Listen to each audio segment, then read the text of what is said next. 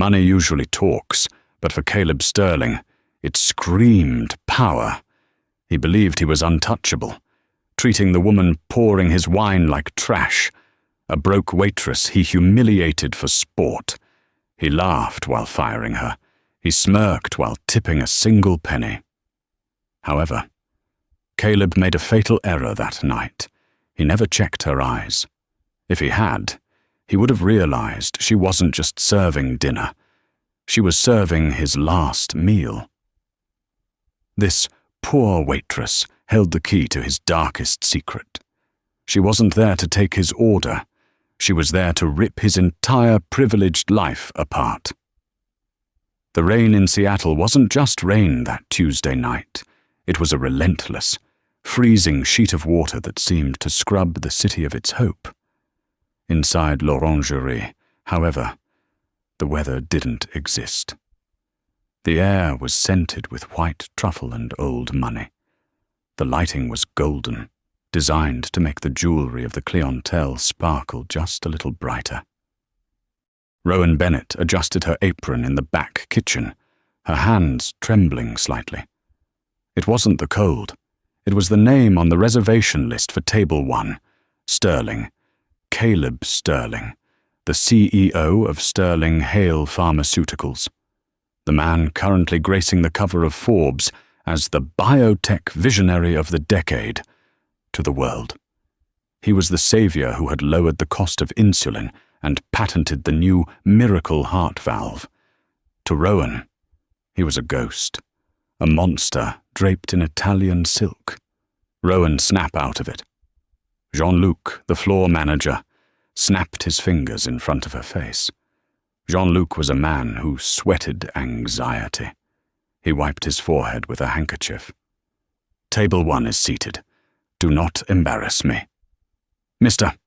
Sterling requested the quiet server. That is you. No talking unless spoken to. Invisible. Do you understand? Invisible, Rowan repeated, her voice steady, though her heart was hammering a frantic rhythm against her ribs. I understand. Jean-Luc. She picked up the tray of crystal water glasses. She caught her reflection in the stainless steel of the kitchen pass. Her hair was pulled back in a severe, unflattering bun. She wore no makeup, highlighting the dark circles under her eyes. She looked tired. She looked worn down by life. She looked exactly like what she was supposed to be, a 28-year-old single woman, barely making rent, drowning in debt. Perfect camouflage. She walked out onto the floor. Table 1 was the prime spot, secluded in a velvet-roped alcove near the fireplace.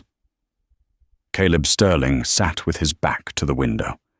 He was younger than he looked in photos, maybe late 30s, with a jawline that could cut glass and eyes that looked bored with the entire world. Beside him sat a woman who looked like a supermodel, draped in diamonds that cost more than the building Rowan lived in.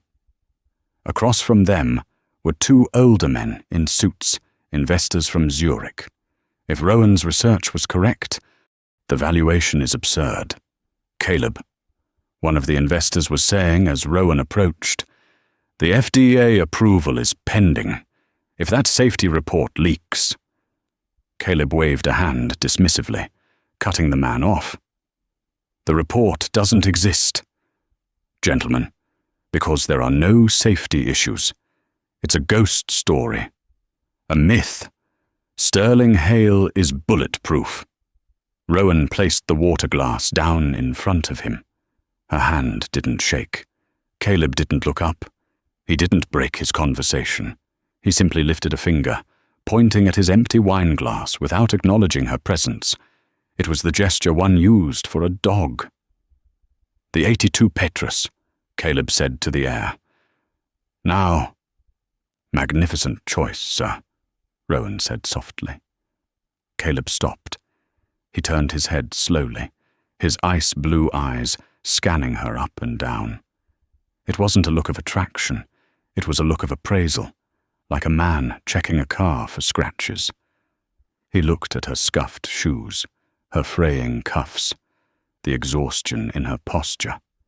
"I didn't ask for your opinion on the wine," Caleb said, his voice loud enough that the table next to them went silent. "I asked for the bottle.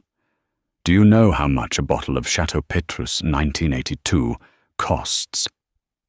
Rowan swallowed. "I believe it's around $5,000, sir." Caleb laughed, a harsh, barking sound. He looked at his date. 5,000. She thinks it's 5,000. Cute. He turned back to Rowan, his smile vanishing instantly. "It's $600 a sip. Don't speak to me about the price. Just pour it. And try not to let your poverty infect the vintage." The table chuckled. The supermodel covered her mouth, giggling. Rowan felt the heat rise up her neck, but she kept her head down. "Right away, sir." She walked back to the cellar, her fists clenched so hard her nails dug into her palms. She remembered a different life, a life where she wore dresses, like that woman. A life before her father, the lead chemist at a rival firm, was found dead in his car, a suicide that happened 2 days before he was going to testify against a certain rising star named Caleb Sterling. She grabbed the bottle of Petrus. Her phone buzzed in her apron pocket. It was a text from an unknown number. "Is the device in place?" Rowan typed back one word. "Yes." She took a deep breath, composed her face into a mask of subservience, and walked back into the lion's den. The dinner service was a masterclass in degradation. For 2 hours, Caleb Sterling used Rowan as a prop for his own ego. When she brought the appetizers, he complained the plate was too hot and made her hold it for 30 seconds to prove him wrong. When she poured the water, he accused her of filling it too high, claiming it ruined the aesthetic of the table. He was performing. He was showing the investors that he was a man of absolute dominance. If he could crush a person this easily, imagine what he could do to a competitor. "You know," Caleb said, leaning back and swirling the dark red wine. "It's tragic. Really. Some people are born to lead, to innovate, and some—" He gestured vaguely at Rowan, who was clearing the bread plates. "Some are born to serve. It's genetic. Darwinism in action. She probably thinks she's unlucky, but luck has nothing to do with it. It's about capacity." "Caleb, stop it," the woman next to him whispered, though she didn't look particularly upset. "You're making her cry." Rowan wasn't crying. She was calculating. Every time she leaned in to clear a plate, the small, high-powered microphone, disguised as a button on her vest, captured every syllable. She needed him to talk about the ghost protocol. She needed him to admit that the clinical trials for his new heart valve were faked. But he was too careful with the investors. He was just being a bully, not a criminal. She needed to push him. She needed to make him angry. An angry man makes mistakes. An angry man gets loud. Rowan approached with the main course, a sea bass with saffron reduction. As she placed the plate down in front of the Swiss investor, she deliberately allowed her elbow to slip. The movement was subtle, practiced. The sauce boat in her other hand tipped. A splash of bright yellow saffron sauce landed on the sleeve of Caleb's pristine tuxedo jacket. The restaurant went deathly silent. Caleb stared at the stain. It was the size of a dime, but to him, it looked like a bullet hole. He slowly stood up. The chair scraped, screeching against the floor. "You stupid cow," he whispered. "I am so sorry, sir," Rowan gasped, grabbing a napkin and dabbing at the sleeve. "I tripped. Don't touch me." Caleb shoved her hand away with such force that Rowan stumbled back. hitting a service cart. Silverware crashed to the floor with a deafening clatter. Jean-Luc, the manager, was sprinting across the dining room. Mr. Sterling, I am horrified. I am— Shut up! Jean-Luc, Caleb hissed. He loomed over Rowan. He was tall, intimidating, radiating pure malice. Do you know what this suit is? It's bespoke. It's worth more than your life. I can pay for the cleaning, Rowan stammered, playing the part of the terrified victim perfectly. Tears, real ones now born of adrenaline, welled in her eyes. Please, I need this job. Pay for it. Caleb laughed, looking around the restaurant, inviting the other diners to join in his amusement. You can't even pay for a haircut. Look at you. You reek of desperation. He reached into his pocket and pulled out his wallet. He extracted a crisp $100 bill. He held it out to her. Rowan reached for it, confused. Caleb let it drop to the floor. Pick it up. Rowan froze. I said, pick it up, Caleb commanded. That's your severance, because you're fired. But I want to see you crawl for it first. Show these gentlemen your true station in life. The investors looked uncomfortable now. Caleb, that's enough, one muttered. No, it's a lesson, Caleb snarled. Pick it up. Rowan looked at the money on the plush carpet. She looked at Caleb's polished shoes. She knew the camera in the decorative plant behind him, a camera she had hacked into earlier that day, was capturing his face perfectly. She slowly knelt. She reached for the bill. Pathetic, Caleb sneered, kicking the bill slightly away just as her fingers touched it. Go on. Fetch. Rowan crawled forward and grabbed the bill. She stood up, her knees dusty, clutching the money. Jean-Luc, Caleb barked. Get this trash out of my sight, and if I see her in this city again, I'll buy the building she lives in and evict her. Immediately. Mr. Sterling, Rowan, get out. Leave your apron. Jean-Luc screamed, grabbing her arm.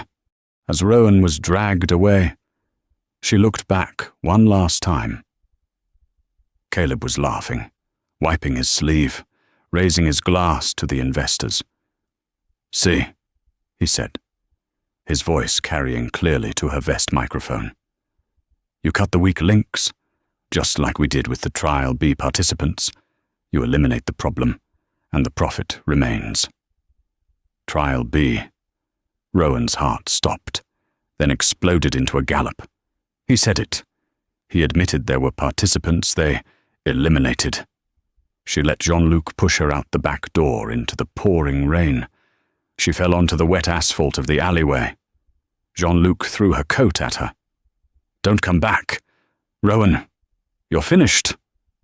The heavy metal door slammed shut. Rowan sat in the mud and the rain. She was fired. She was humiliated. She had been treated like a dog. She reached into her pocket and pulled out the small recording device connected to the button on her vest. The red light was still blinking. She stopped crying. She wiped the rain from her face. A slow, cold smile spread across her lips. I'm not finished. Caleb, she whispered to the darkness. I'm just getting started. Rowan didn't go home to cry. She went home to work. Her apartment was a studio in the crumbling, industrial district of the city, a place where the sirens were constant and the streetlights were always broken. To her neighbors, she was Rowan, the quiet girl who smelled like restaurant grease. But inside apartment 4B, the reality was starkly different. She locked the 3 deadbolts on her door. She stripped off the stained uniform, kicking it into the corner. She walked to the large, battered wardrobe against the wall and pushed it aside. Behind it wasn't peeling wallpaper, but a wall of corkboards, schematics, and high-end server racks humming with blue light. Rowan Bennett wasn't just a waitress. Before her life imploded, she had been a senior cybersecurity analyst for a defense contractor. She knew how to bury data, and she knew how to dig it up. She sat down at her desk, her fingers flying across a mechanical keyboard. She plugged the recording device into her rig. "Isolate track 2, she muttered. "Amplify background. Filter the clatter." On her screens, sound waves danced. She scrubbed through the recording of the dinner service, the insults, the laughter, the sound of the wine being poured. And then, the moment of truth. You cut the weak links, just like we did with the Trial B participants. You eliminate the problem, and the profit remains. Rowan leaned back, closing her eyes. Trial B. She opened a locked drawer and pulled out a faded, water-damaged notebook. It was the only thing she had recovered from her father's car after the crash. Dr. Marcus Bennett had been a careful man. He wrote in code. She flipped to the last page. In shaky handwriting, he had written, "Trial B failure rate 40%. Micro-clotting in the Aegis valve? Sterling knows.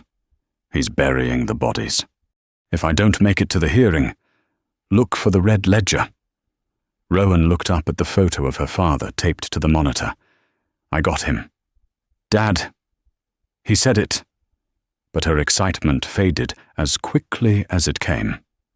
An audio recording obtained illegally in a private restaurant. It was inadmissible in court. Sterling's lawyers would argue he was talking about firing employees, not killing patients. They would bury her in lawsuits before she could even file a complaint. She needed the red ledger. According to her father's notes, the red ledger was a physical book, an ego trip for Caleb. He kept a handwritten record of every bribe, every falsified report, and every fixed problem. It was his insurance policy and his trophy. Where would a narcissist like Caleb keep his most prized possession? Rowan turned to her second monitor. She pulled up the blueprints of Sterling Hale headquarters. Too secure. Biometric scanners every 10 feet. She pulled up his country estate. Too large. Too many hiding spots. Then, she pulled up the live feed from the camera she had hacked in l'Orangerie. The restaurant was closing. She watched Caleb leave. He didn't get into his car immediately. He stood on the curb, checking his phone. Rowan zoomed in. High-definition enhancement. He was looking at an app connected to his penthouse smart home system. He was checking the status of a specific room, the wine vault. Rowan smirked. Of course. The man who obsessed over $600 sips of wine would keep his secrets where he felt most powerful. In his penthouse, inside the temperature-controlled vault where he kept his vintage Petrus. But getting into the penthouse of the Millennium Tower was impossible. It had a private elevator, armed guards in the lobby, and face recognition software. A waitress couldn't just walk in. Rowan looked at the footage of herself, crawling on the floor of the restaurant, picking up the $100 bill. "No," she whispered. "A waitress can't walk in." She began to type, initiating a program she had been building for 6 months. A deep fake algorithm, a digital mask. But a billionaire can... She wasn't going to break in as a thief. She was going to be invited in as a savior. But first, she had to burn his world down just enough to make him desperate. She took the video file of the restaurant incident, the raw footage from the security camera she'd hacked. She didn't edit it. She didn't add music.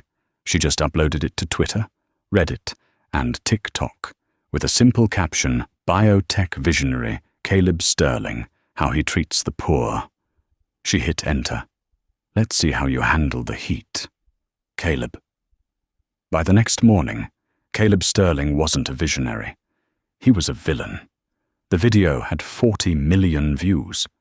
The image of him kicking the bill away from Rowan's grasping hand was on the front page of every digital newspaper. #Boycott Sterling was trending worldwide.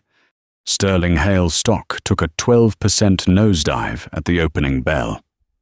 In his penthouse office, overlooking the grey Seattle skyline, Caleb threw his tablet across the room.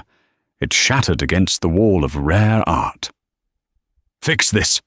he screamed at his PR team, who were huddled on the leather sofa, looking terrified.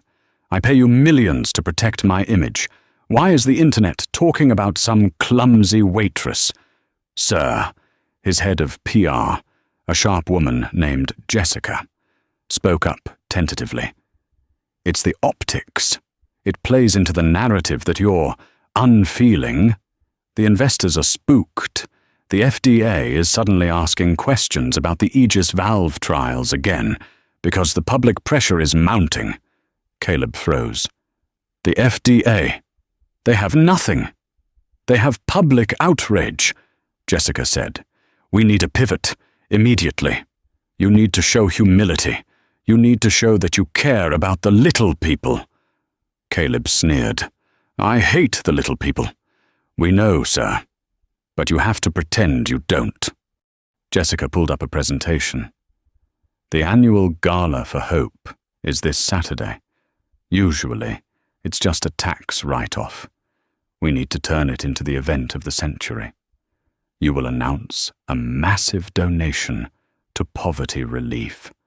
You will cry on stage. You will act broken." Caleb paced the room. "Fine. A gala. We invite the whales. We pump the stock back up. We need new blood, too," Jessica added. "We've had interest from a European venture capital firm, Argentum.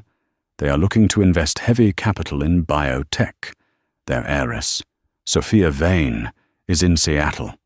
If you can secure her investment publicly at the gala, the stock stabilizes." "Sophia Vane," Caleb mused. "Old money. Ancient money." Jessica lied. She didn't know that the wiki page for Sophia Vane had been created 3 days ago by Rowan Bennett. She's reclusive, very private, loves art, wine, and exclusivity. Caleb straightened his tie. "Get her an invite. I'll charm her. I'll take her money, and we'll bury this waitress story." 3 days later, Rowan stood in front of her mirror. The waitress was gone. Her hair was dyed a platinum blonde and cut into a sharp, expensive bob. She wore green contact lenses that changed the shape of her gaze. Her skin was bronzed. She wore a backless emerald gown that she had bought using the last of her father's hidden savings money she had sworn never to touch unless it was for this moment. She wasn't Rowan Bennett, the girl who scrapped for tips. She was Sophia Vane, heiress to the Argentum fortune. She checked her earpiece. "Comms check." A distorted voice crackled back. It was Flux, a hacker friend she'd never met in person, only on the dark web. Loud and clear. "Sophia, your backstory is planted. The fake bank accounts show a balance of $500 million. You are a ghost with a gold card. Is the invite confirmed? You're on the VIP list, table 1, right next to the shark." Rowan took a deep breath. This was the most dangerous part. Caleb had looked her in the eyes 3 nights ago. If he recognized her, she was dead. His security team didn't play nice. "He won't know me," she reassured herself. "He never really saw me. He only saw a uniform." She grabbed a clutch purse. Inside was a localized EMP device and a high-speed data cloner. The gala was held at the Seattle Art Museum. It was a sea of black ties and fake smiles. Photographers flashed bulbs like lightning storms as limousines pulled up. When Rowan stepped out of her rented Bentley, the crowd hushed. She moved with a practiced arrogance, a sway of hips that screamed entitlement. She didn't look at the cameras. She looked through them. She walked up the red carpet. "Name?" the security guard asked, checking his tablet. "Vane," she said, her voice an octave lower than usual, adopting a slight, indistinguishable European accent. "Sophia Vane. Right this way. Miss Vane." "Mr. Sterling is expecting you." She entered the grand hall. It was opulent, dripping with crystals. And there, in the center of the room, holding court, was Caleb Sterling. He looked charming. He was laughing, shaking hands, playing the part of the benevolent philanthropist. Rowan felt a surge of bile, but she swallowed it down. She glided through the crowd, a shark in silk. Caleb turned, his eyes locked onto her. For a second, Rowan's heart stopped. Did he see the waitress? Did he see the girl he humiliated?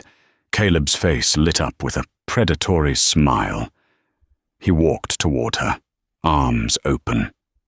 "Ms. Vane," he purred, taking her hand and kissing the air above it. "I've heard so much about you. Thank you for gracing us with your presence." He didn't recognize her, not even a flicker. To him, the waitress and this woman were two different species. "Mr. Sterling," Rowan said, smiling a smile that didn't reach her eyes. "I heard you had a difficult week. I thought I'd come see if the man matches the controversy." Caleb laughed.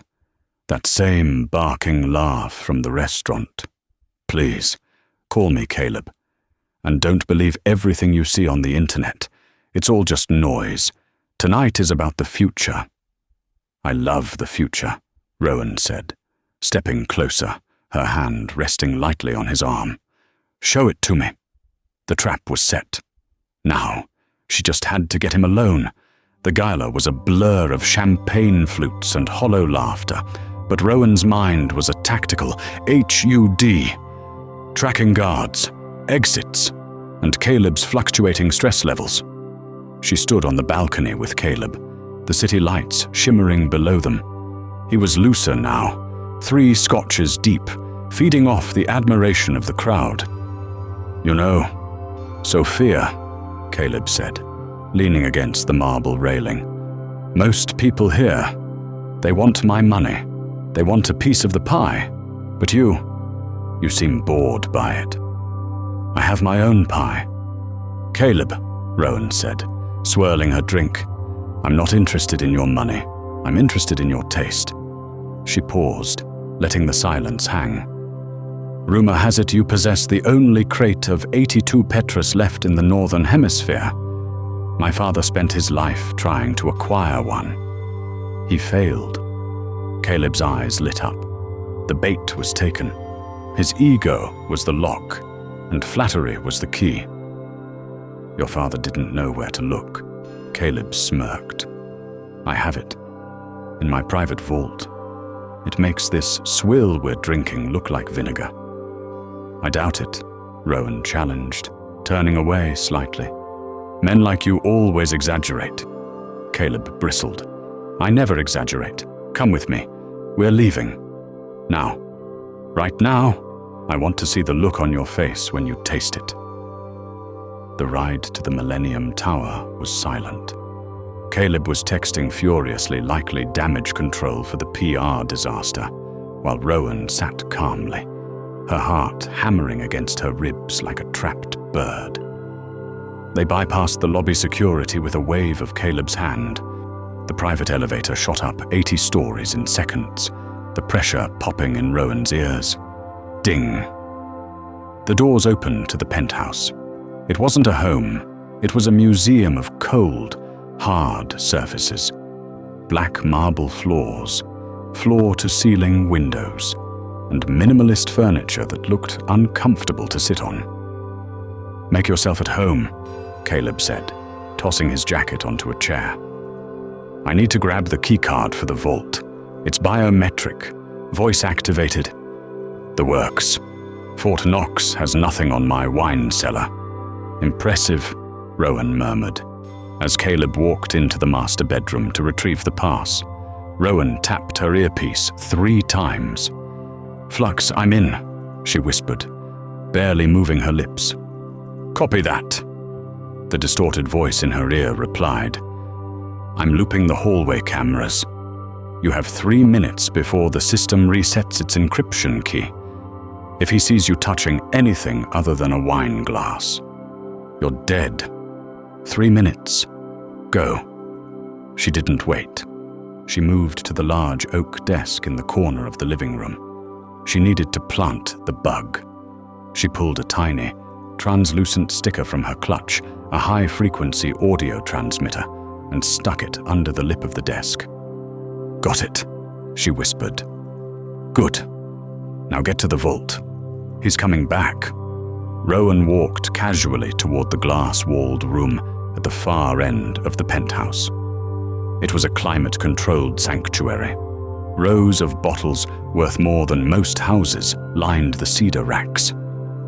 Caleb emerged from the bedroom, a platinum keycard in his hand. "Ready!" He swiped the card.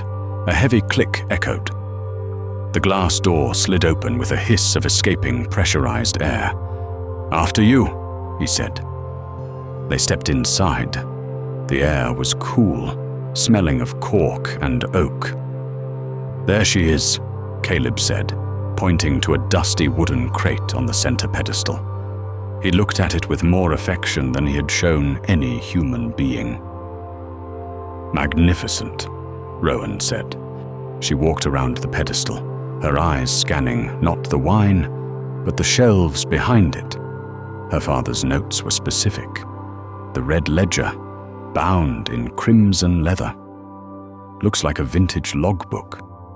She spotted it, top shelf, tucked between 2 magnums of 1945 Romani Conti. It was unassuming, blending in with the antique aesthetic of the room. She had to get him out. "Caleb," she said, turning to him with a sultry smile. "This deserves a proper decant. But I don't see a decanter worthy of it." Caleb frowned. "I have a Baccarat crystal decanter in the kitchen. The maid must have left it there." "Would you get it?" Rowan asked, trailing a finger along the wooden crate. "I want everything to be perfect." Caleb hesitated.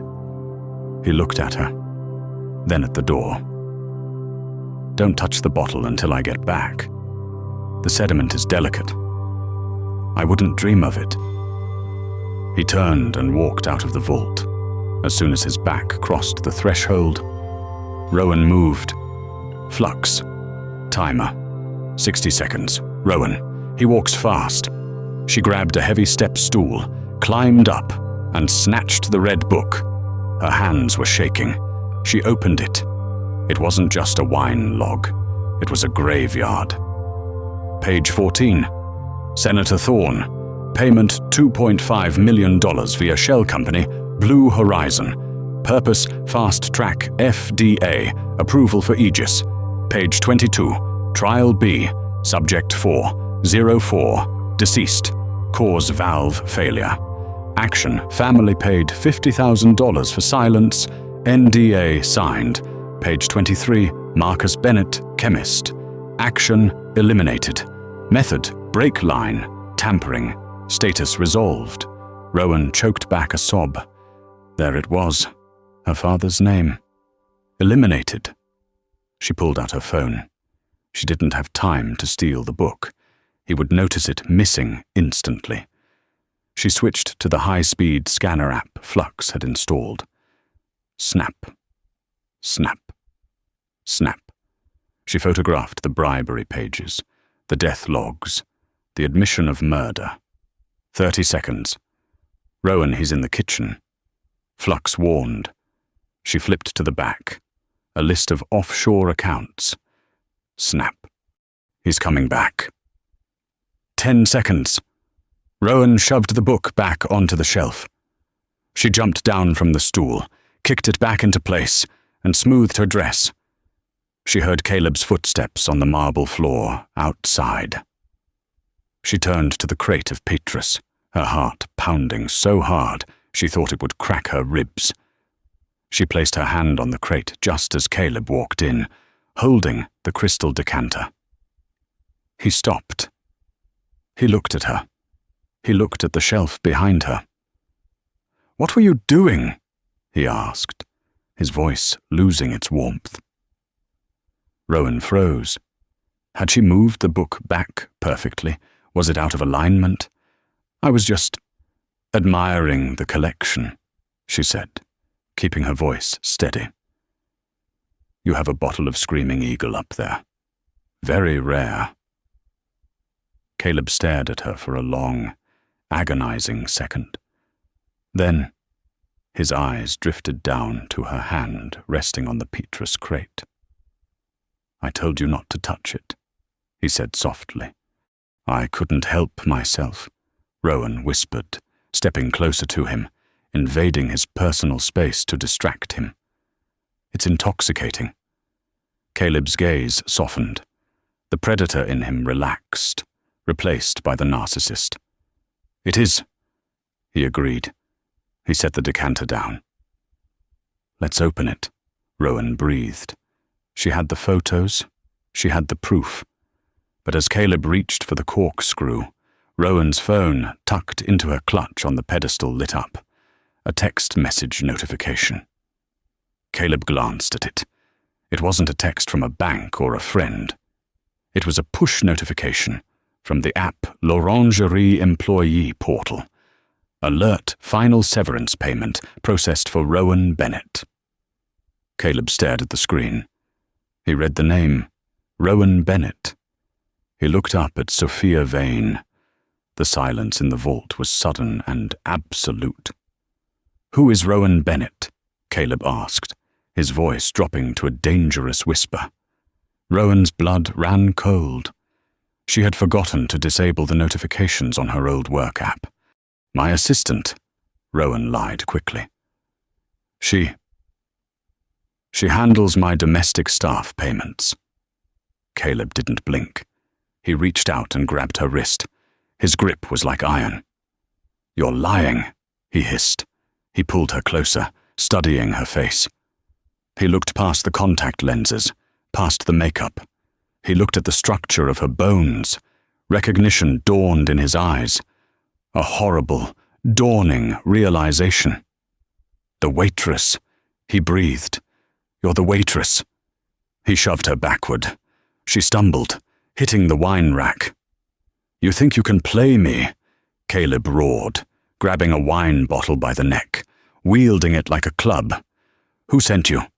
Who are you working for?" "I'm working for the people you killed," Rowan screamed, dropping the act. She kicked off her heels. "Trial B, Caleb. I know about the microclots. I know about my father. Your father." Caleb laughed, a manic sound. "Oh, this is rich. This is poetic." He lunged at her. Rowan ducked. The bottle smashed against the shelf, spraying red wine and glass everywhere. "Flux now," she screamed into her earpiece.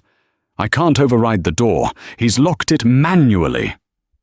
Flux shouted. Rowan was trapped in a glass box with a murderer, 80 stories above the ground. And he had the key. The heavy, hermetic seal of the wine vault door hissed shut, locking with a finality that echoed in Rowan's bones. The air inside, usually a crisp 60 degrees to preserve the delicate chemistry of the vintage Bordeaux, suddenly felt suffocating. It was no longer a sanctuary of wealth. It was a transparent coffin suspended 80 stories above the city. Caleb Sterling stood by the door, his hand still hovering near the biometric scanner. The transformation in him was terrifying. The charming, philanthropic mask he wore for the cameras had dissolved completely. In its place was something feral. His eyes, usually cool and calculating, were wide with a mixture of panic and murderous rage. He looked at Rowan not as a woman, not even as an enemy, but as a glitch in his perfect system that needed to be deleted. "You," he whispered, the word dripping with disbelief. "You're the waitress, the one who crawled for $1. Rowan didn't retreat. She stood her ground near the center pedestal, her heart hammering against her ribs like a trapped bird, but her face remained a mask of ice. "I'm the woman who's going to end you, Caleb, and I didn't crawl for $1. I crawled to survive you." Caleb laughed, a sharp, barking sound that bounced off the glass walls. "Survive me? You think you can walk into my home, trick me, and just walk out? Do you have any idea who I am?" He took a step forward, his expensive dress shoes clicking ominously on the marble floor. "I am the industry. I am the reason this city has a skyline. And you're nothing. You're a rounding error." He lunged for the nearest shelf. His hand closed around the neck of a heavy bottle, a 1990 Margot. With a grunt of exertion, he swung it against the edge of the granite tasting table. Crash! The sound was deafening in the enclosed space. Dark red wine exploded outward like arterial spray, drenching the pristine floor. Caleb turned back to her, clutching the jagged, broken neck of the bottle. The glass shards caught the dim track lighting, glinting like teeth. "You ruined everything," he screamed, slashing the air inches from Rowan's face. Rowan scrambled backward, her heels skidding on the wine-slicked floor. She grabbed a heavy wooden case of Pinot Noir from a lower shelf and shoved it into his path. Caleb stumbled, cursing, kicking the wood aside with a savage grunt. He was fast, fueled by adrenaline and the terrified realization that his world was cracking. "You think a few photos in a book will stop me?" Caleb roared, stalking her as she retreated toward the back wall. "I own the police commissioner. I own the judges. Even if you have those photos, who's going to believe a waitress over a billionaire? I'll say you broke in. I'll say you were a deranged stalker obsessed with me. I'll say I killed you in self-defense." He cornered her against a towering display of Italian reds. There was nowhere left to run. The glass wall behind her offered a panoramic view of Seattle, indifferent and distant. Rowan's chest heaved. She held up her hands, trembling not from fear, but from the sheer magnitude of the moment. "It's not just photos, Caleb. It's the bodies, the microclots in the Aegis valve. You knew the valve was killing people in Trial B. You signed the death warrants every time you approved a shipment. They were necessary sacrifices," Caleb bellowed, slamming his free hand against the metal shelving, making the priceless bottles rattle in their cradles. "Progress requires blood, you stupid girl. Do you think innovation happens without risk? Those people, they were sick. They were dying anyway. I gave them a chance at immortality, and if a few hearts stopped so millions could to beat, that is a price I was willing to pay. And my father," Rowan whispered. The name hung in the air between them. "Doctor Arthur Bennett. Was he a necessary sacrifice too, or was he just inconvenient?" Caleb stopped. The mention of the name seemed to ground him, bringing a cruel, arrogant focus back to his eyes. He straightened his tuxedo jacket, wiping a smear of wine and sweat from his forehead. He thought he had won. He saw a woman cornered, weaponless, and alone. "Arthur Bennett," Caleb sneered, correcting the name with a dismissive wave of the jagged glass. "He was brilliant, I'll give him that. But he had a conscience, and a conscience is a liability in this business. He threatened to go to the FDA the morning before the IPO launched. He was going to leak the data. I couldn't let him destroy a billion-dollar valuation over a few faulty valves. He took a step closer, towering over her, the smell of expensive wine and metallic fear radiating off him. So, yes, I had his brakes cut. It wasn't personal. It was a business decision, clean, efficient, just like I'm going to be with you. Rowan stared at him. Tears streamed down her face, hot and angry, but her eyes were hard as flint. You admit it. You murdered him. I executed a liability, Caleb corrected, raising the jagged glass shard high. And now, I'm going to execute another one. Say goodbye, Rowan. He tensed his muscles to strike. Rowan didn't flinch. She didn't scream. She didn't beg. Instead, she looked him dead in the eye, a small, terrifying smile touching her lips. Now. Click. The lights in the penthouse didn't just flicker. They died instantly, plunging them into absolute, suffocating darkness. What? Caleb froze, disoriented, the glass shard lowering slightly. Flux security. In the pitch black. A single, tiny red light blinked on the wall behind Rowan. It wasn't an alarm. It was the live indicator of a hidden camera lens embedded in the shelving one Rowan hadn't placed. But one Caleb had installed himself to monitor his precious collection. Rowan's voice cut through the dark, calm and cold, echoing off the glass. Flux just hacked your smart home system. Caleb, he didn't just unlock the door. He turned on your security feed, and he's broadcasting it. What are you talking about? Caleb hissed, fumbling for his phone, his bravado wavering. Look at the wall, Rowan commanded. Suddenly, the floor-to-ceiling glass wall of the vault, usually transparent, turned opaque. It lit up with a blinding white light, transforming into a giant smart screen. The image that appeared wasn't a movie. It was a live stream, platform YouTube Live, Channel Justice for Arthur. Viewers 2415202 watching now. Title CEO Caleb Sterling confesses to murder. Leave. Caleb stared at the screen in horror.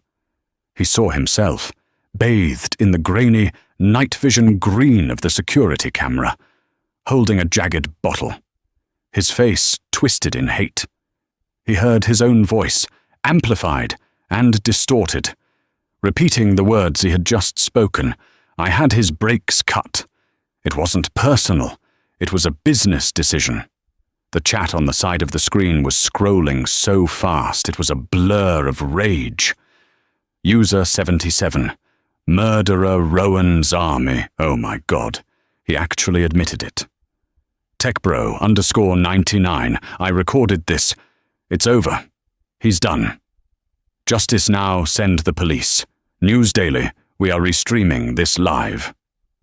No, Caleb whispered. The bottle slipped from his fingers and shattered on the floor. The sound lost under the sudden roar of blood in his ears. No, no, no, it's a trick, it's AI, it's a deep fake. It's live, Caleb, Rowan said. Stepping out of the corner, she kicked the glass away from him. 2 million witnesses. You can bribe a judge. You can bribe a senator.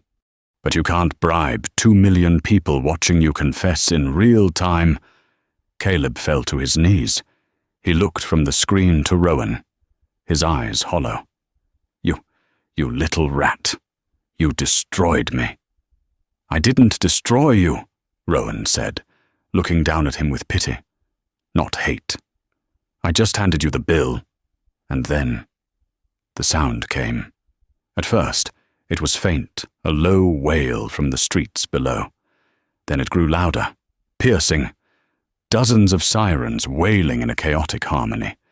Red and blue lights began to flash against the windows of the skyscraper, rising up from the streets like a rising tide of judgment. The helicopter rotors beat against the glass, shaking the room. Caleb covered his face with his hands, sobbing. He wasn't crying for his victims. He wasn't crying for Arthur Bennett. He was crying because the game was over, and for the first time in his life, he had lost. Rowan walked past him toward the now open vault door. She paused at the threshold, her silhouette framed by the flashing police lights outside. She didn't look back. She didn't need to. She walked out of the vault, leaving Caleb Sterling alone in his glass cage, surrounded by his expensive wine and the ruins of his life. The fall of Caleb Sterling was not a gentle descent. It was a skyscraper collapsing in slow motion, dust choking the very city he once thought he owned. The live stream from the penthouse had lasted only 11 minutes before the SWAT team breached the reinforced doors, but those 11 minutes had burned through the internet like wildfire. By the time the officers dragged Caleb out in handcuffs, his face pale, streaked with sweat and tears, was already a meme, a symbol of hubris shattered. Rowan stood on the sidewalk below, wrapped in a shock blanket an EMT had given her. Though she wasn't cold, she watched as they brought him out. The flashing red and blue lights painted the wet streets in a chaotic rhythm. Reporters were already swarming, shouting questions that Caleb couldn't answer. He looked small, without his tailored suit, without the lighting of l'orangerie or the height of his tower. He was just a man, a frightened, pathetic man who had gambled his soul and lost. He didn't see her. His eyes were fixed on the pavement, unable to meet the gaze of the city he had deceived. But Rowan saw him. She watched him being shoved into the back of a squad car, his head ducking to avoid the doorframe a final involuntary bow to the reality he had tried to ignore. The days that followed were a blur of legal depositions and media frenzy. The Waitress whistleblower, they called her. Rowan hated the nickname, but she understood its power. It was a narrative the world needed, the powerless toppling the powerful.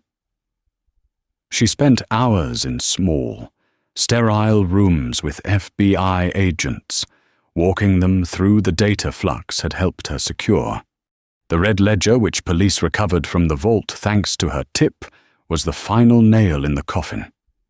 It detailed everything: the bribes to Senator Thorne, the falsified safety reports for the Aegis valve, and, most damning of all, the handwritten order to neutralize Arthur Bennett. The trial of the century began 3 months later. The courtroom was packed every single day. People camped out on the courthouse steps, holding signs that read, "Justice for Arthur" and "People over profits." Caleb's defense team, a phalanx of the most expensive lawyers in the country, tried every trick in the book. They claimed the video was a deep fake. They tried to paint Rowan as a disgruntled former employee with a history of mental instability. They even tried to suggest that Arthur Bennett had been suicidal. But Rowan was ready. When she took the stand, she didn't wear the expensive disguises of Sophia Vane. She wore a simple grey cardigan and slacks. She looked tired, but her voice was steady. She recounted the night at the restaurant, the humiliation, the crawling on the floor for $1. She described the fear of finding her father's notes, and she looked directly at the jury when she explained why she had done it. "I didn't do it for money," she told the prosecutor, her voice ringing clear in the silent courtroom. "I didn't do it for fame. I did it because Caleb Sterling thought people like me, people like my father, were disposable. He thought we were just numbers on a spreadsheet. I had to show him that even the smallest number can change the equation." The jury deliberated for less than 4 hours. When the foreman read the verdict, The tension in the room was so thick, it felt like a physical weight. Guilty. First-degree murder, racketeering, fraud, embezzlement. Caleb Sterling sat motionless. He didn't cry. He didn't scream. He simply stared at the empty space in front of him, as if trying to calculate an escape route that didn't exist. The judge sentenced him to life in prison without the possibility of parole, plus an additional 150 years for the financial crimes. His assets were seized immediately. The penthouse, the cars, the wine collection, all of it was auctioned off to pay restitution to the families of the victims who had died during the faulty clinical trials. Sterling Hale Pharmaceuticals was dissolved. In a landmark decision, the court ordered that the patent for the Aegis valve be released into the public domain. Within weeks, generic manufacturers were producing it at a fraction of the cost, making the life-saving technology available to anyone who needed it, regardless of their insurance status. It was the legacy Arthur Bennett had always wanted. 6 months later, the media storm had finally begun to settle. Rowan sat in her small apartment, not the one in the industrial district, but a modest, sun-filled place near the university. She had used the reward money from the whistleblower program not to buy diamonds or luxury cars, but to pay off her debts and start fresh. She drove out to the cemetery on a Tuesday morning. The sky was a brilliant, piercing blue, the kind that makes everything look sharp and new. She walked the familiar path to her father's grave. The grass was green and well-tended. "Hey, Dad," she whispered, kneeling down to brush a few fallen leaves from the granite headstone. Arthur Bennett, beloved father, truth-seeker. "It's over," she said, her voice catching in her throat. "He can't hurt anyone else. They took his name off the hospital wing yesterday. It's going to be named after the victims now." She sat there for a long time, just listening to the wind rustling through the maple trees. For years, this place had been a source of pain, a reminder of justice denied. But today, it felt peaceful. The heavy stone that had been sitting on her chest since the day of the car accident was finally gone. She felt light. Her phone buzzed in her pocket. She pulled it out. It was a text from Jean-Luc, the former manager of l'Orangerie. "Mademoiselle Bennett, I hope this message finds you well. The restaurant has been sold to a new ownership group. They are aware of your history. They were wondering if you would consider coming in. Not as a server. They are looking for a general manager with integrity. They said you have grit." Rowan stared at the screen. She remembered Jean-Luc's face as he kicked her out into the rain. She remembered the shame of that night, but she also remembered the fire it had ignited in her. She smiled, a genuine, easy smile. She typed back, "Thanks for the offer." "Jean-Luc, but I've had enough of the restaurant industry. I'm going back to school. I'm finishing my dad's work. I'm going into bioethics law. Someone has to keep an eye on the next Caleb Sterling." She hit send and stood up. She dusted off her knees, a gesture that used to remind her of her lowest moment, but now felt like a badge of honor. She had crawled so she could stand tall. She walked back to her car, her steps light on the gravel path. As she drove out of the cemetery gates, she passed a billboard that used to display Caleb's smiling face, advertising the future of medicine. It had been painted over in white, a blank canvas waiting for a new message. Rowan turned up the radio. The song playing was upbeat, full of energy. She rolled down the window and let the cool air rush in. She wasn't Sophia Vane.